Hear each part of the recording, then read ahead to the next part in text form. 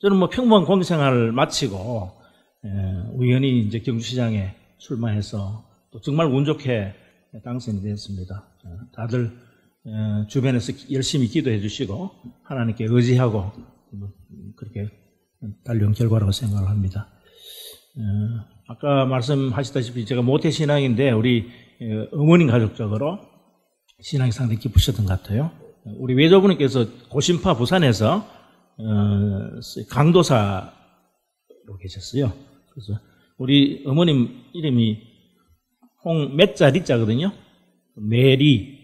그래서 어릴 때는 메리 홍홍 이러면서 놀리기도 했는데 듣고 보니까 마리아를 한역어를 하신 것 같고 또 이모님은 사라입니다. 홍사라 등등해서 오랜 믿음을 가지고 있고 제가 신앙적으로 돌아보니까 가장 뜨겁게 신앙생활을 열심히 했던 데가 중고등학교 시절이었던 것 같습니다. 주일학교 다니면서 부흥회도 열심히 하겠고 산산기도회 저는 저 방언하면 외국어 뭐 그저 잘 되는 줄 알았어요. 그래서 뭐 방언은 받는다고 산산기도회 가서 밤새 기도도 하고 그랬는데 열심히 다녔는데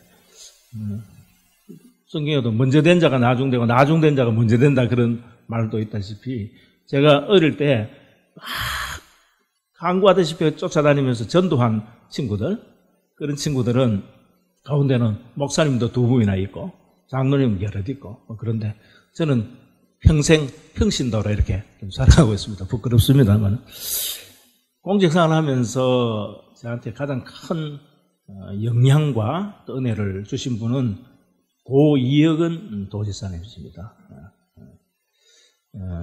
제가 이제 92년부터 94년까지 미국에 유학을 갔다가 다시 복귀를 했는데 그때 이제 이혁은 지사님은 관선 지사 마치시고 서울 가셨다가 민선 도지사로 출마하시기 위해서 이렇게 대구 내려오셨는데 이런저런 인연으로 이제 저를 만나게 됐어요. 그전에는 저하고 전혀 모르는 사이였는데 그래서 몇 말씀 대화를 나누면서 자기를 좀 도와달라고 해서 제가 몇 가지 제가 생각나는 대로 동생의 정책 방향이랄까요? 뭐 그런 것들을 말씀을 드렸더니만 공약을 만드는 데 좀 참여를 해달라고 그러고 그래서 어쨌든 그 좋은 인연을 맺었습니다. 이혁은 지사님께서 이제 취임하시자마자 도지사 비서실에 정책비서관이라는 자리를 하나 만들어서 저를 발탁을 해 주셨어요. 그래서 정책비서관으로 있으면서 처음에는 초기에는 지사님이 어디 밖에 나가시면은 이렇게 말씀하시잖아요. 여러 가지 연설 자료라든가 뭐 이런 것들을 만들어서 보고하는 그런 자리였는데 시간이 지나면서 각종 중요한 정책 결정에 참여하게 되더라고요. 나중에는 지사님 바쁘시니까 지사님께 보고하는 모든 서류는 제가 체크를 해야 돼요. 이제 사전 스크린을 해서 그래서 검토를 해서 오케이 그러면 지사님께서 안 보시고 사인을 해 주실 정도로 제가 깊은 신임과 사랑을 받았습니다. 특별히 신앙적으로 이분은 굉장히 겸손하시면서도 충실하신 분이지 않습니까? 아침에 출근하시면은 반드시 내실 집무실에 들어가기 전에 내실에 들어가셔서 5분 10분씩 기도를 간절하게 하시고 직무를 시작하시는 모습을 제가 늘 지켜봐 왔습니다. 그래서 저는 그렇게는 못하더라도 지금도 저도 마찬가지로 아침 일과를 시작할 때는 조용히 묵상하면서 한 2, 3분이라도 하나님께 기도를 드리고 시작을 합니다. 오신 가운데 제가 정책 비서관부터 나중에 비서실장까지 했으니까 횟수를 따져보니까 한 6년 정도 비서실에 근무를 했더라고요. 그래서 사랑을 주시는 바람에 업무도 많이 배우고 그런 가운데 승진도 굉장히 빨리 했습니다. 5년, 6년 선배들보다도 제가 빨리 승진할 정도로 사랑을 많이 받았습니다. 그래서 30대에 또의 기획관이라고 해서 국장급 간부했는데 국장이 됐고 40대 초반이죠. 제가 부시장 마치고 돌아와서 한 3살쯤 됐을 때 지사님께서 경제통상실이라고 국 가운데 가장 선임국을 실을 하나 만들면서 저를 발탁을 해 주셨어요. 40대 초반에 경제통상실장이라는 자리를 맡으면서 한 1년 반 동안 부지런히 다니면서 해외 조사 일치도 하고 여러 가지 많은 일을 했던 그런 기억을 합니다. 그러다 보니까 이제 우리 100명의 고시 동기들 가운데는 뭐 성진 우선순위나 이런 거 보면서 제가 항상 선두주자라는 그런 착각에 빠지게 되는 거죠. 그래서 이 지방만 있어서는 제 꿈을 펼치기에는 좀 그렇다는 생각에 늘 서울을 좀 진출을 하고 싶은 그런 생각이 있었는데 지사님께서 잘 안 보내주시더라고요. 그런데 이제 지사님께서 2006년도에 이제 마치시게 되는데 2005년도가 저는 이제 서울로 올라갑니다. 서울을 막상 올라가 보니까 저는 대구에서 잘 나갔다고 생각했는데 참 어렵더라고요. 그래서 첫 보직을 주민 서비스 지원 무슨 긴 이름의 그 태스크포스 팀의 과장을 주시는데 가보니까 위에 단장님이 한 분 계시고 밑에 사무관 직원과 평직원 하나 있고 과장 하나고 딱 5명 가지고 이제 일을 시작하는 거예요. 사무실도 저 외곽에 있고 어떤 일 했냐면 지금 읍면동에 가면 복지팀들이 다 있어요. 그 복지팀도 만들고 또 복지 사무실도 별도로 만들고 통합 시스템도 만들고 뭐 이런 일들인데 거기서 한 1년 이상 고생하면서 세팅을 했습니다. 서름을 많이 받았죠. 그래서 외곽을 떠돌고 있는데 뭘까 하나님께서 도와준다고 해야 될까요? 우여곡절 끝에 박명재라는 분이 우리 장관으로 오시더라고요. 전 국회의원이시죠. 이분은 제가 도에 있을 때 부지사로 같이 함께 일한 분이셨어요. 그래서 박명재 장관이 오셔서 준하계는 어디 있느냐 이렇게 찾아보니까 저 외곽지에서 숨어서 일하고 있거든요. 그래서 저를 비서실장으로 바로 발탁을 해 주셨습니다. 비서실장으로 모시고 뭐 일을 하면서 자기는 뭐 1, 2년 있으면 장관을 그만두게 되지만은 떠나고 나면 또 이 서울 바닥에서 잘 챙겨준 사람도 없으니까 내 있을 때 국장 하라고 해서 바로 또 국장이 됐어요. 그러니까 제가 얼마나 우리 서울에 있는 동료 선배들한테 좀 미움을 받았겠습니까? 그렇게 잘 나갔어요. 저는 그 당시만 해도 제가 잘 나가서 잘 된 줄 알았어요. 또 조금 한 1년 반쯤 있으니까 이제 이명박 정부가 또 새롭게 출범을 해서 서로 그래 되면 대통령직 인수위원회에 서로 가려고 경쟁을 하고 그러지 않습니까? 그런데 박민재 장관께서 또 저를 발탁해서 대통령직 인수위원회로 보내주시고 또 그 과정에 우리 이혁은 지사님께서도 뒤에서 힘을 좀 보태주시고 대통령직 인수위원회 가고 또 이어서 대통령 비서관실에 전임 행정관으로 제가 발탁이 됐는데 그때까지는 정말 잘 나갔죠. 통상 청와대에 파견돼서 나오면은 또 한 직급 상향을 시켜주고 또 해주고 이러니까 최소한 차관까지는 무난하게 가겠다 하는 그런 생각이 들더라고요. 그래서 한 1년 반 그분들하고 같이 일하니까 이제 서서히 이너서클이 형성되기 시작하는 거죠. 제가 어느 날 갑자기 아주 권력의 실세들하고 굉장히 가까워지는 그 한 그룹에 속해 있더라고요. 그런데 마음의 회의가 좀 들기는 시작했어요. 그런 말이 참 권력이라는 거는 난로와 같아가지고 너무 가까운 데 가면 불에 대고 멀리 떨어져 있으면 춥고 뭐 그런 건데 하루는 아주 대통령 최측근 분이 저를 부르더니만 이제 이 정권을 제대로 좀 셋업해야 되는데 출발하는 과정에서 뭐 촛불 시위도 있고 이래서 너무 힘드니까 뭔가 다 잡아야 되겠다 그러면서 굉장히 중요한 비서관 자리를 저한테 제안을 하더라고요. 그래서 이거 내가 감당하기는 어려운 자리인데 그릇인데 갈까 말까 고민을 하다가 나름대로 기도를 하는 거죠. 이게 받아들여야 말아야 되냐. 그런데 안 가야 된다 그런 생각이 들더라고요. 그래서 제가 핑계거리를 찾았습니다. 제가 외국에 나가서 외교관 생활을 한번 꼭 하고 싶습니다.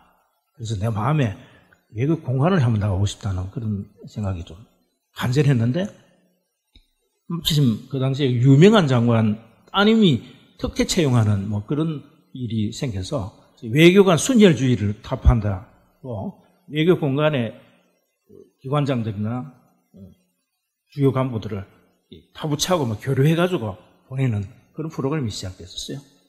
그래서 저한테 제가 그랬어요. 제가 외교 공간에 나가서 근무를 좀 하고 싶다. 뭐 그래서 제가 뉴욕 총영사관의 부총영사, 이거 굉장히 귀한 자리입니다. 높은 자리고. 외교부에서도 서로 가려고 선망하는 자리인데 제가 거기를 가게 됐어요. 물론 그냥 백으로 간 건 아니고 시험을 봐야 됩니다. 그런데 간절히 한 2달 정도 시험은 다가오고 열심히 공부를 해서 시험을 봤더니만 920 몇 점이가 나왔더라고요. 어마어마하게 높은 점수가 나왔어요.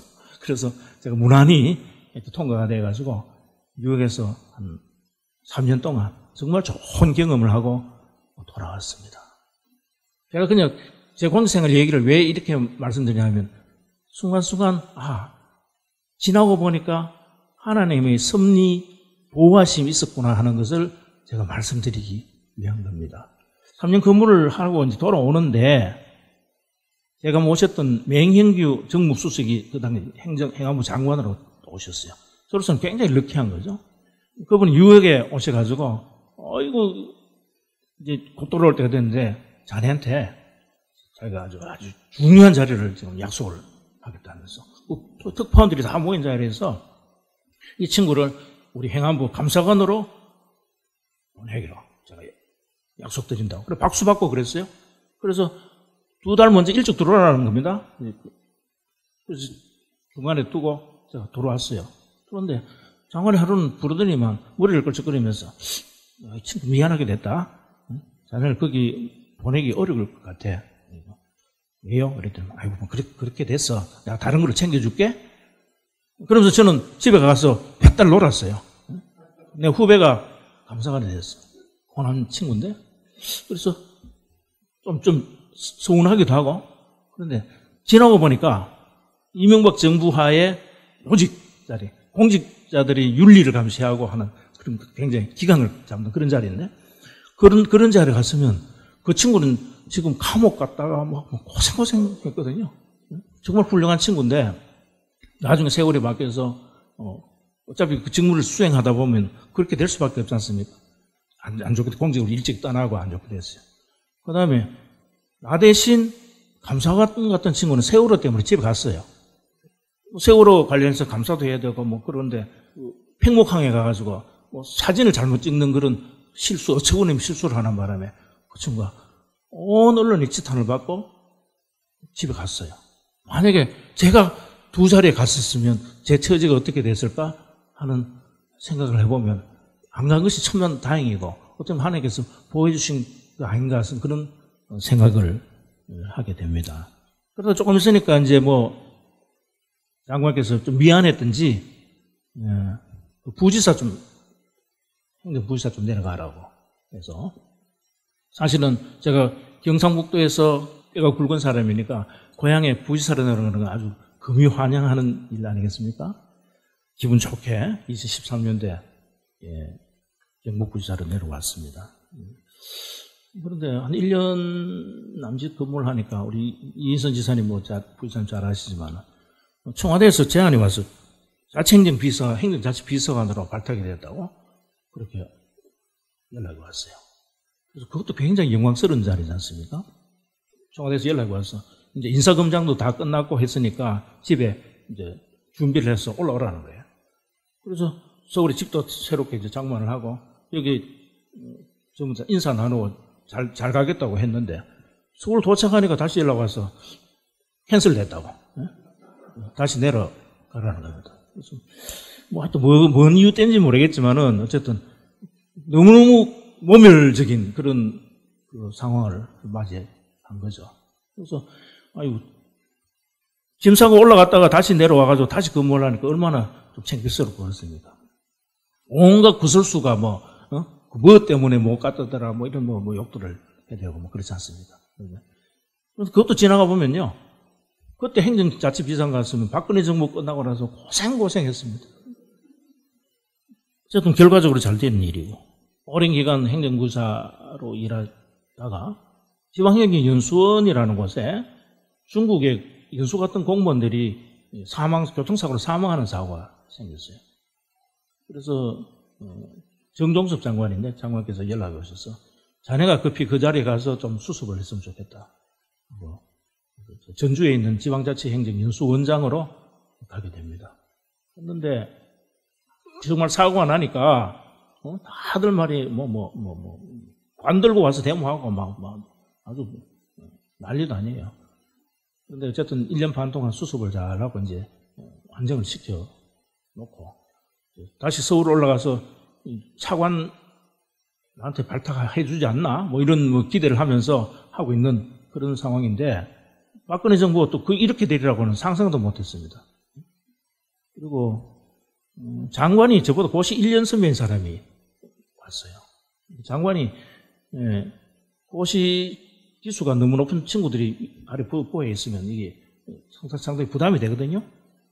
그러니까 저는 정식으로 퇴직하려면 4년, 5년 남았는데 어느 날 갑자기 차관이 사실은 제 초등학교 1년 선배예요. 초등학교 1년 선배 되시는 분이 차관이 돼버리니까 저한테는 기회가 이제 완전히 사라진 거죠. 자네 뭐 이제 공직 그만둬야 되겠다 이러시더라고요. 청청병력과 같은 일이지 않습니까? 그래요. 1급 된 지도 5년 이상 됐고, 1년 이상 자네보다도 기수 높은 사람도 없고, 자네가 체육 고참인데, 시험 일찍 된 죄밖에 없으니까, 어쨌든, 후진들을 위해서 좀 물러났으면 좋겠다. 이런 얘기를 했어. 통상 이제 물러나면은, 자리를, 한 3년짜리 자리를 보전을 해줘요. 그런데 주는 자리가 금융 관련 기관의 무슨 장이에요. 그 당시에만 해도 금융노조가 이런 쪽에서 어마어마하게 데모를 하고 반대를 하는데 저처럼 업무 연관성이 있는 그런 자리도 아니고 사람도 아니고 그런 자리에 제가 가게 되면은 어마어마하게 또 반발이 있게 마련이지 않습니까? 안 가겠다고 생각하고 제가 다 파산해가는 자유한국당의 수석 전문위원 자리를 가겠다고 자청을 한 거죠. 마음속에는 이제 나도 나가서 정치를 한번 해봐야겠다는 그런 생각이 있었고 그래서 자유한국당의 수석 전문위원으로 가서 홍준표 대통령 출마를 한 그 팀에 소속돼서 열심히 대통령 선거를 도왔습니다. 그때 마침 이철우 지사님께서 당 사무총장으로 있어서 저를 대선 총괄팀에 넣어주셨어요. 그래서 그 인연으로 하여튼 열심히 일을 하고, 이제 지방선거가 한 1년 채 남지 않았는데, 중앙에서 뭐를 잘 나갔다는 게 선거를 하는 데는 별로 도움이 안 됩니다. 조금이라도 빨리 나와서 열심히 뛰는 것이 더 귀한 일이기 때문에 9개월 앞두고 저는 짐을 보따리를 싸들고 어머니 계시는 경주로 내려왔습니다. 그럼 저는 자신만만하게 내려왔죠. 저처럼 이렇게 화려한 커리어를 쌓은 후보자가 없지 않습니까? 현직 시장님, 제가 좋아하는 또 차관님 출신이지만은 경주는 묘하게도요, 절대 삼선을 시키지 않는 전통이 있습니다. 지역 정서 자체가 세분을 안 시키는 정서라는 것을 제가 알기 때문에 내려와서 보따리를 풀고 선거운동을 하는데 저는 부지사도 오래 하고 도청에 한 20년 가까이 근무를 했기 때문에 경주 시민들이 저를 다 잘 아는 줄 알았어요. 그런데 가보니까 저를 아는 사람이 아무도 없어요. 왜냐하면 저는 초등학교 1학년 때 떠났거든요. 아주 경주는 지연, 혈연, 학연을 굉장히 소중하게 여기는 그런 지역입니다. 성씨도 제가 주가니까 도와주는 친척들이 거의 없습니다. 그 다음에 학교도 초중고등학교도 안 나오니까 정말 초등학교 친구 하나도 이렇게 인연이 되는 친구가 5손가락 안 되더라고요. 여론조사를 해보니까 지지도가 아니고 인지도가 3% 정도밖에 나오더라고요. 9개를 앞두고 막막한 상황인데 그러니까 우리 권 목사님 고맙습니다. 권 목사님 비롯한 우리 가족들이 기도를 열심히 해주신 거고 저는 그 기도 믿고 새벽 6시 되면 이어다니는 거죠. 마을마다 뭐 안 가본 데가 없습니다만 열심히 다니니까 그제서야 조금씩 인지도, 지지도가 상승하기 시작해서 다른 경쟁 후보들보다는 훨씬 높게 나오기 시작합니다. 하여튼 저한테 선거판이 굉장히 유리한 쪽으로 제가 기대하지 않았는데도 이렇게 흘러가는 모습을 제가 느낄 수가 있었습니다. 상대방이 실수한 부분도 많이 있고. 그래서 하여튼 운 좋게 경주시장이 돼서 2년 반 동안 지금 시장으로서 열심히 직무를 수행을 하고 있습니다. 시장이라는 자리는 종합행정을 하는 곳이고 또 어떤 시민들의 기대와 희망을 하나로 모으는 매우 중요한 자리입니다. 우리 경주는 우선 관광에 의존하는 비중이 높기 때문에 관광산업의 경쟁력을 높이는 것이 매우 중요한 과제인데 최근 들어서 뭐 메르스, 지진 뭐 등등 여러 가지 일로 인해서 관광객이 거의 찾아오지 않습니다. 특히 수학여행들, 신혼여행 발길 끊긴 지 오래고 최근 들어서 또 뭐 코로나 사태로 인해서 또 관광객이 많이 죽는데 요즘은 조금씩 늘어나서 평년에 한 7, 80%는 회복을 한 것 같습니다. 어쨌든 관광산업의 발전을 위해서 작년에 신라왕령 특별법이라는 특별법도 만들고 그렇게 해나가고 있고 두 번째로는 우리 경주가 포항하고 구미 사이에 끼어 있어서 자동차 부품 산업을 비롯한 여러 중소제조업들이 많이 있습니다. 무려 2,000개가 넘는 제조업이 있고 관광산업에서 나오는 수입보다도 제조업에서 나오는 수입이 압도적으로 더 많습니다. 생태계를 잘 만들어서 미래 자동차 시대에 대응하는 그런 노력들을 해나가고 있고 세 번째로 우리 경주는 원전 산업의 메카입니다. 6개의 원전이 가동되고 있고 또 한수원 그다음에 중저준이 방사능 폐기물 정해서 원전 관련된 시설들이 밀접해 있는데 최근 우리 문재인 정부의 탈원전 정책으로 인해서 아주 큰 타격을 입고 있는 지역이기도 합니다. 어차피 원전은 안전성을 최우선을 하기 때문에 설계 수명이 다하게 되면은 원전은 멈출 수밖에 없습니다. 2029년 되면 원전 4개가 가동 멈춰지는데 우리 원전에서 나오는 지방 재정 세수와 인력이 굉장히 많거든요. 그게 멈췄을 때 우리 경주가 뭘 먹고 사느냐 하는 그런 고민 때문에 우리 지사님하고 열심히 노력한 결과 최근에 4세대 원전을 개발하는 혁신 원자력 연구단지가 국제사업으로 확정이 됐습니다. 그래서 1조 원 가량을 투자해서 한 1,000여 명 이상의 석박사급 인력들이 근무하는 그런 혁신 원자력 연구단지가 동해안 간포 일원에 세워지도록 되어 있고 마지막으로 우리 경주가 농업 도시입니다. 경주에 바다에 있는 것을 잘 모르는 분도 없잖아요. 경주에는 44.5km의 긴 바다가 있고 또 면적으로 봐서 전국에서 3위인데 실질 가용 면적으로는 1위입니다. 경주시 자체로 서울시 면적의 2.2배가 되고 그다음에 안동시에 이어서 경주가 3위인데 가용하지 못한 그런 땅들이 많지 않습니까? 군부대, 호수. 실질적으로 우리 경주가 전국에서 가장 넓은 자치단체입니다. 그러다 보니까 저도 깜짝 놀랐는데 제가 옛날 상주 부시장을 한 적이 있거든요. 상주가 농업이 당연히 1위인데 농업 생산량이나 면적에 있어서 경주가 상주보다 많습니다.